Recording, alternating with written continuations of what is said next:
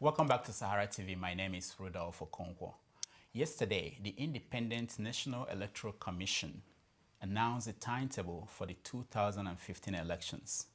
But in the House of Representatives, the fight over the control of the lower house has been going on for a while.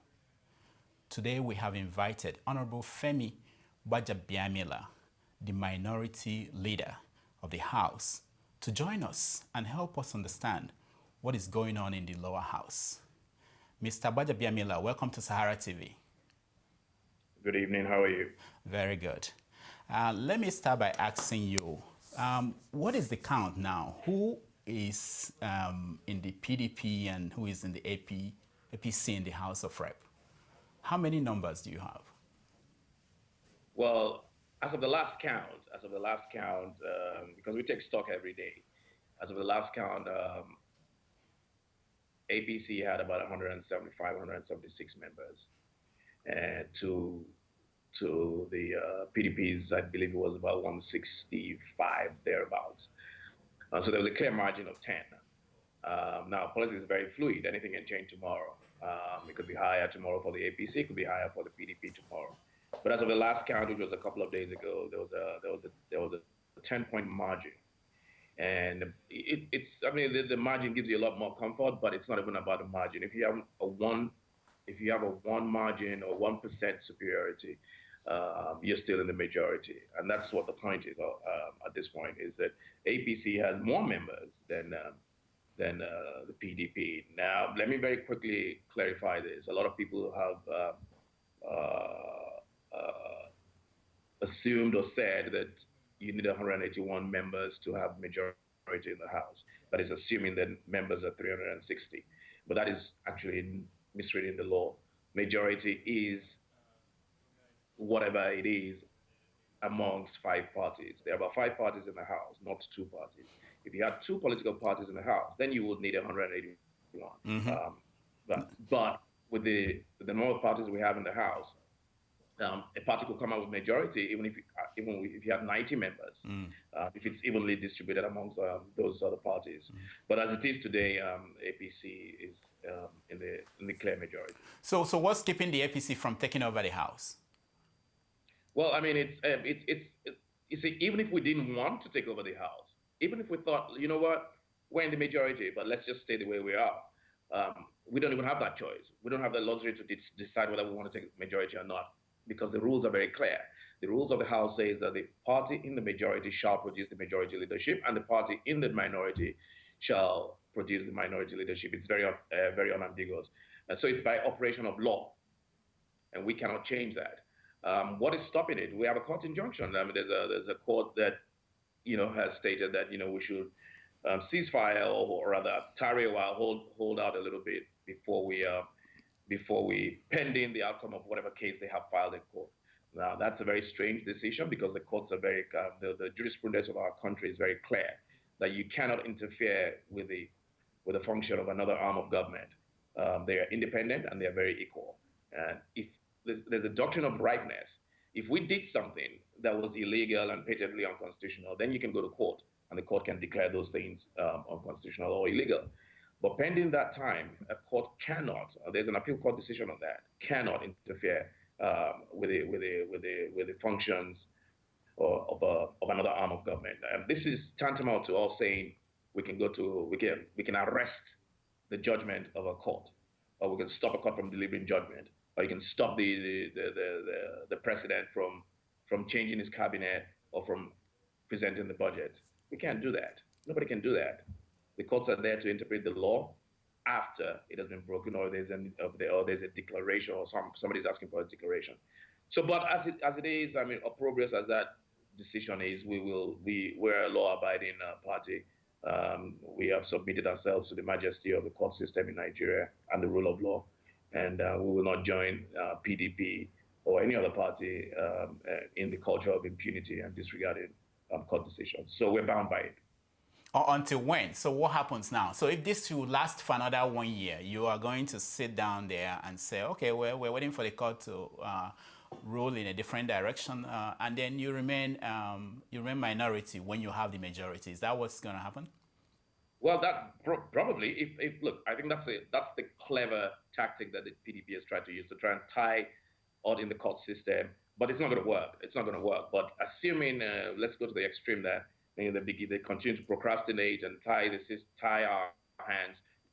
Again, yes, we will more than likely have to subject ourselves to such situations. But then the joke is not really on us. The joke is not. The joke is on the country, because then your country becomes it goes down in record as the only legislative arm of government that the minority plays the role of the majority, and the majority plays the role of the minority. I stand to be corrected. I don't know anywhere else.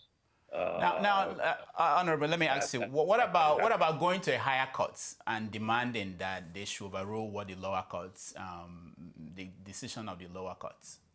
Oh yeah, everything that needs to be done will be done. We will pursue the procedure and the process of adjudication. My point is that if it takes however long it takes, you're absolutely correct. Justice delayed is justice denied. But there's nothing we can do at this point. Now, what the PDP is trying to do is to rewrite the English language. It's for you to tell your little child out there that, yes, daddy, majority means those who have more numbers. But how come the PDP is in the majority? Your child asks you, and you speak, and you begin to dither and wonder how to answer that question. So unless you want to redefine the English language of majority and minority, then I think it's just a matter of time that we will assume our rightful position in the House. Now, what is the game that the APC is playing with the Speaker of the House? Is the Speaker part of the APC, or is he still in PDP? And why is this, we hearing these stories about even if the APC takes over the House, that the Speaker will remain? What is going on? What are you people doing to the Nigerian people? We don't understand what's going on there. What's going on?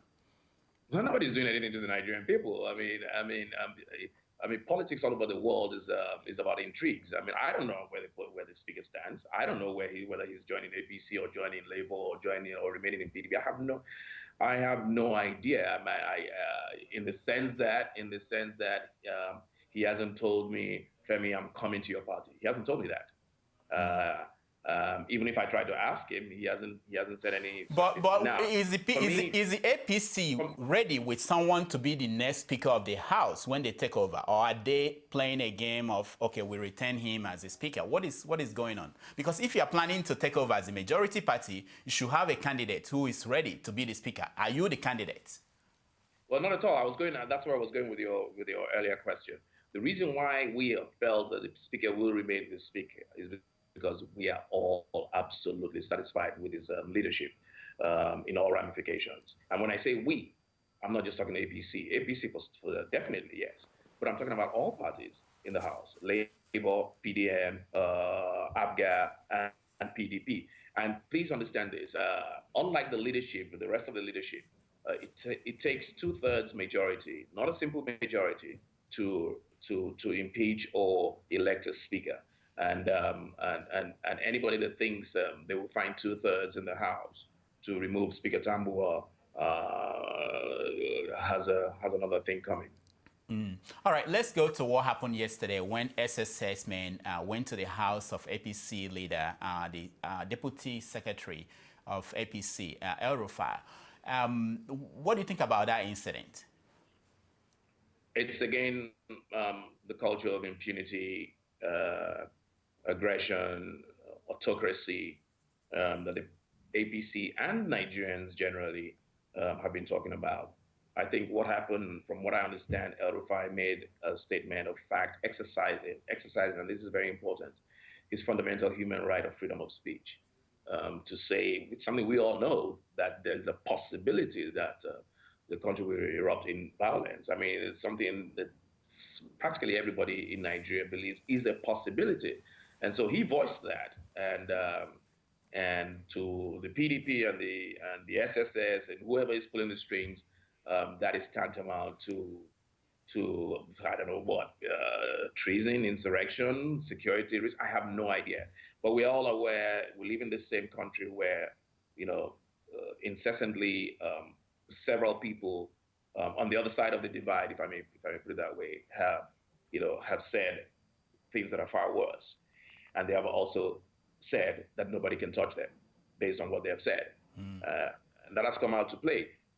So if you want to compare what el-Rufai said compared to what several other people have said on the other side of the divide, I mean, you begin to wonder, is there equity or justice in what is going on in this country? Now, let me ask you, do you think that the SSS men, they are out of control? And as a member of the House, when was the last time your House brought in the director of SSS and kind of exert a kind of oversight on the activities of SSS?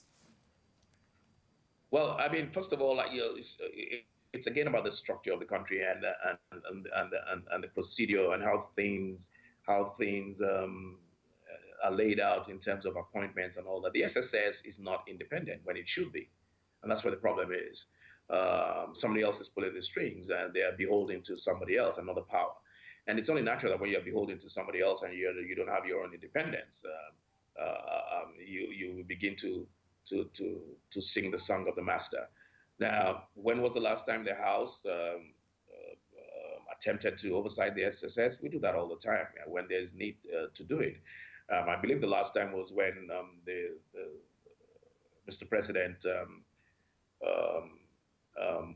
wanted an extension of the state of emergency in the northern states.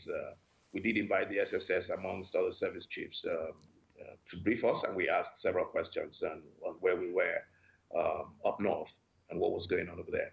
So yes, we do carry out functions, but it's one thing to carry out your functions, and it's another thing for them to determine whether or not they are going to be beholden to you, or to the country rather, or be beholden to an arm of government or an individual. So are you going to bring in the director to question him over what happened with el-Rufai? Well, I mean, that's a decision for the House to make. It's a decision for the House to make. If there is need be, if there's continuous or continued harassment, fine. If it's a one-off situation, we'll discuss it as the need arises and as appropriate. But if it's continuous and it affects el-Rufai continuously or other people, and they've taken it to the extent where we need to step in, then we will. Now, so I really don't know what the thinking of the House will be until we go back. Now, in a statement you issued recently, you said that progressive lawmakers are committed to good governance.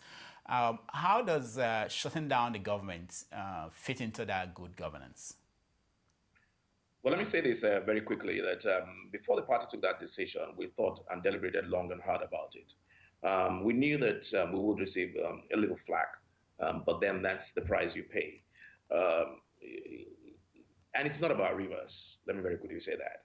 Rivers is just a subset of the bad governance of what we're talking about. If it's Rivers today, it's another. Rivers represents is a microcosm of the whole of Nigeria. We're talking about impunity at all levels and in all areas of our national life. Let me say this, and I said it earlier. When you talk about shutting down government, whether partial shutdown or whatever language you want to use, you're talking about really using the legislative tool that is available to you. And it's done all over the world. It's done all over the world. I mean, I'm sure you're based in America. You've been around this, I mean, several times. I mean, you've heard of the fiscal cliff. In America, for instance, where you are, government was shut down or almost shut down several times, not on one item, on monetary policy, on fiscal policies, on perhaps maybe one item of healthcare reform. But here we're talking about the whole system, the fundamental flaw in the whole system. We're talking about corruption, we're talking about fiscal policies, we're talking about security, we're talking about electoral heist, we're talking about several things, the whole gamut of a national life. And so for us, and we've complained about this thing over and over and over again, but for the government of the day, it's business as usual. And for us, sometimes, you know, the end justifies, I think, in this case, the end justifies the means. And the end being good governance, the means, like I said in my statement earlier, the means being extraordinary measures such as this.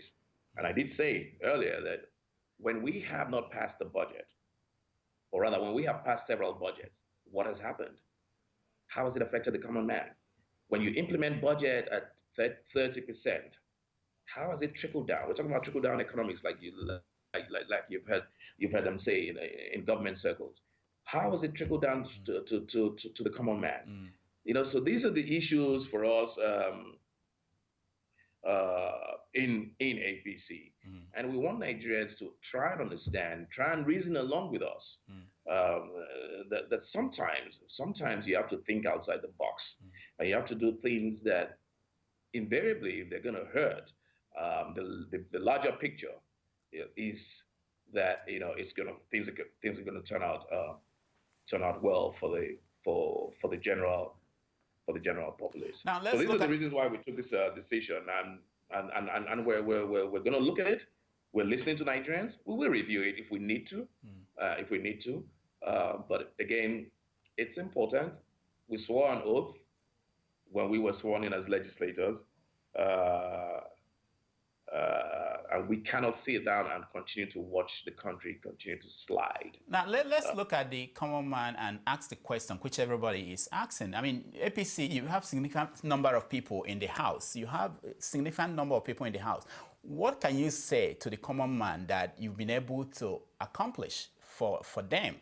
You don't have to be in the majority to change things. What can you say that the APC, they've been able to achieve in the House, where you have numbers that could change things? No, even without the numbers, APC before now, APC had done quite a bit. I'm not going to sit down here and start to reel out, because the primary purpose or responsibility of the legislator is basically to make laws for the good governance of Nigeria, and that is why, as of last year, we resolved, and we did it. First time, the second one will be published probably by this week.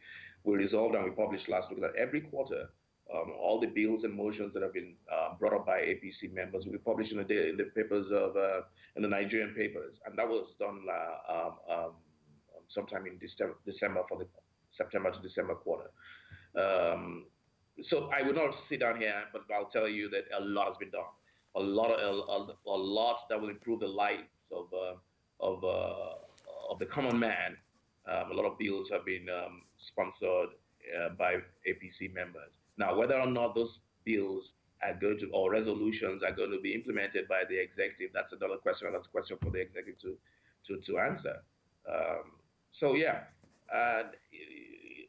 this is something that you and I, as Nigerians, forget whatever hat you're wearing, we should be concerned. It should be important to us. Where government is supposed to be working together, we're supposed to be paying policemen, and the primary purpose of government is the security and welfare of citizens. Why do you pass a budget to fund the police with taxpayers' money, and then you use the same policemen to harass, intimidate, maim, and kill the same taxpayers? Yeah, Honorable. Why would you do that? Yeah, that is enabling. You are enabling the police, and that's what we've decided not to do anymore. Yeah, we are really running out of time. Let me ask you, there are some important questions I want to ask you. One of them is this. The Minister of Finance talked about the reason why the budget, this year's budget, you had about 74% going into recurrent expenditure. And one of the problems she mentioned was the amount of money that is spent on payment of allowances and salaries of government officials, people like you. Are you not concerned about how much money you make, or people in the House and the Senate, how much they make compared to the economy of the country and the budget of the country? What do you tell the Nigerian people who have been complaining about how much is paid to people like you in the House and the Senate? Well, I mean, that's been a recurrent decimal in all debates about the salaries and allowances of legislators. It's something that should be put out there. And if the minister, I haven't heard the minister say this, but if she did say this, I would be very, very surprised. Because my take on my salary is nothing, not 100 of what she takes home, or any minister for that matter. Can you tell our viewers how much you get paid? Hold on a second. Let's leave that aside. My salary, which is my it shouldn't be hidden. In America, we know how much is paid to every senator and member of the House of Reps. Why is it that in Nigeria it's hidden and we don't know that? No, it's not hidden at all. Can you tell us, please? My take-home salary is about 700, 800,000 naira a month. That's my take-home salary. What about the Now, allowances? How much does that come up to? I can break down my allowances. So we're talking about 20 different allowances, my travel allowance and this and that. I can send that to you by email. That's not a problem. All right, please. Here's what I have to say to this, if you would allow me. Okay, go ahead. If you will allow me. Here's what I have to say.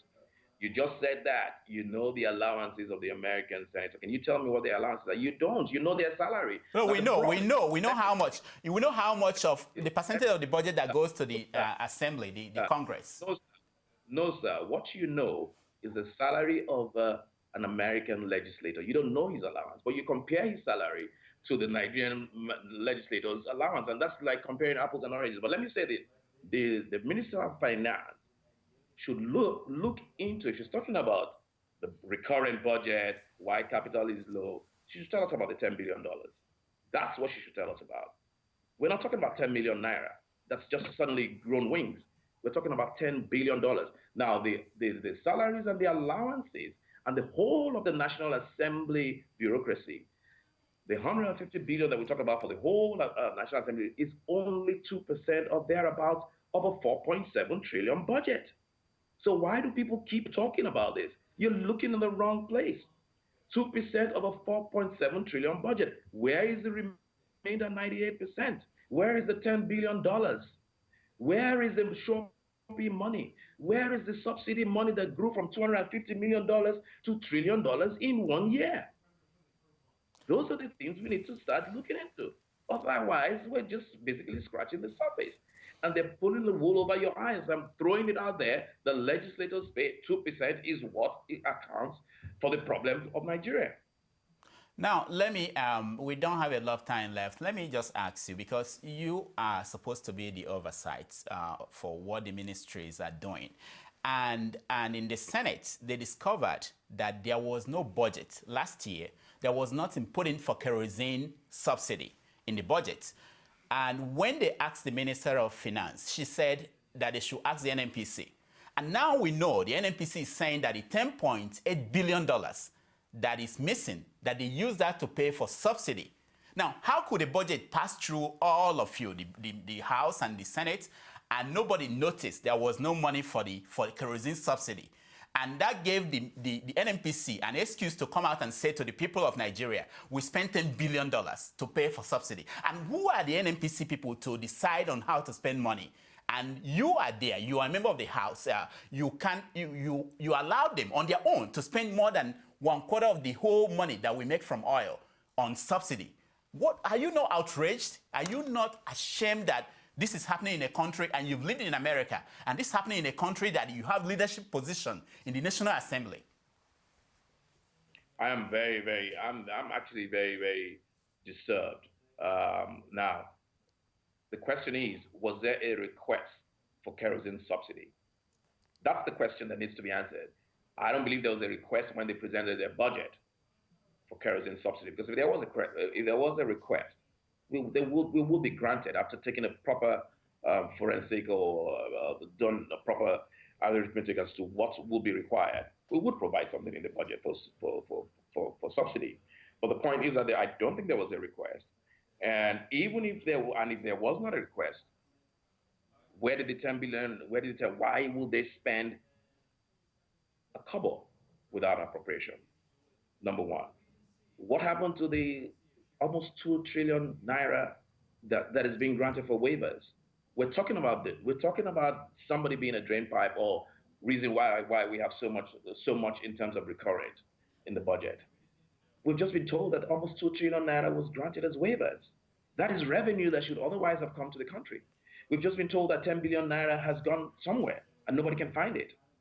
No, it's not 49 billion, it's 12 billion, it's 10 billion. Is that what we should be talking about in a country such as ours? So these are the issues. It's not about everybody putting everything. And I agree with you. That oversight functions should be taken even more seriously. And the National Assembly must have some blame in all of this. The National Assembly must have some blame.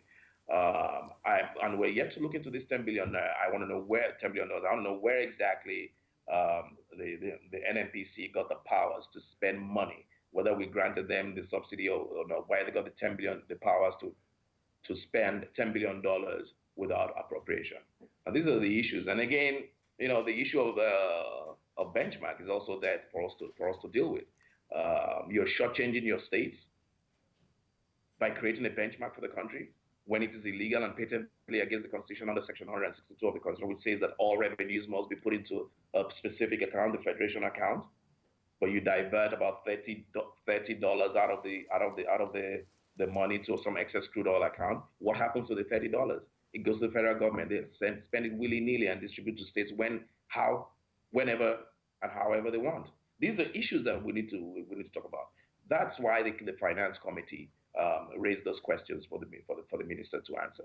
We cannot pass a budget without any basis for it. There has to be a fundamental basis for passing the budget. We have to know what we're passing. We have to know the state of the economy. Are we broke or are we not? Come out and tell Nigerians. As of December, civil servants were talking about not having been paid their salaries.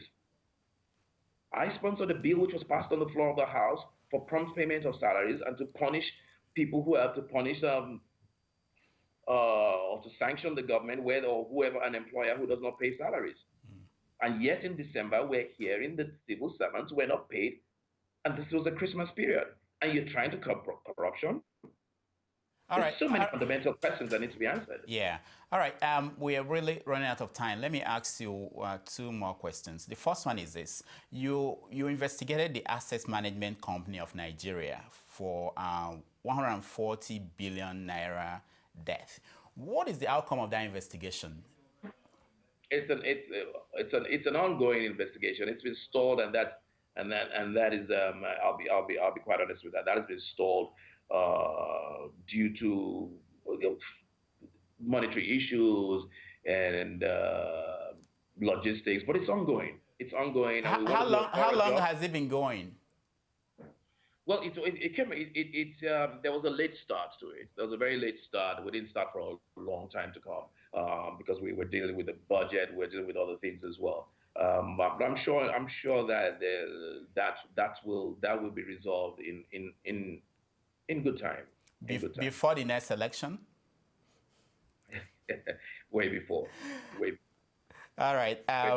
Let me ask you one last question. Some of your opponents, they've pointed out that the issue is simply that everybody in the country, running the country, they don't come out with equity. I mean, they make reference to an issue in your bio, and I don't know if you want to address this, about what happened when you were practicing law in America, an issue of you and your clients. There was money issue involved. Can you address that issue? Because it's all over the web, and I know when people see you talking, they think about this. Are you as clean? Are you going to bring in that kind of accountability that we're talking about when you have unresolved issues? What is the issue about? Well, the issue has actually been resolved. It remains unresolved for those who don't want it to be resolved. And I really would not want to address that issue again because it's been addressed. It's been made abundantly clear. Papers have been published from the Supreme Court of Georgia as to what exactly happened. I have pasted that in the papers. I've given my side of the story. So I would want to leave it at that. But let me just say this. It was a clear case of negligence, professional negligence. I mean, in America, you're held to a very high standard where you don't commingle clients' funds with yours, and I've made that clear what exactly happened. It was regrettable. It was a case of negligence, not a case of criminal conduct, and the Supreme Court made that clear in the letter that was pasted in the papers. But if some people want to stick to that and can't find anything else, then we'll see where that takes them to. All right, Mr. Gbajabiamila, thank you so much for joining us. Thank you. I hope you'll be back as we watch what's happening in the House. Thank you very much. All right. That has been the minority leader of the House of Reps talking to us about the situation of things there. When we come back, we are still going to talk to a lot of people about the state of the country. And we're also going to go to Ghana and talk to some journalists in Ghana about the BBC host that died last week. Stay tuned.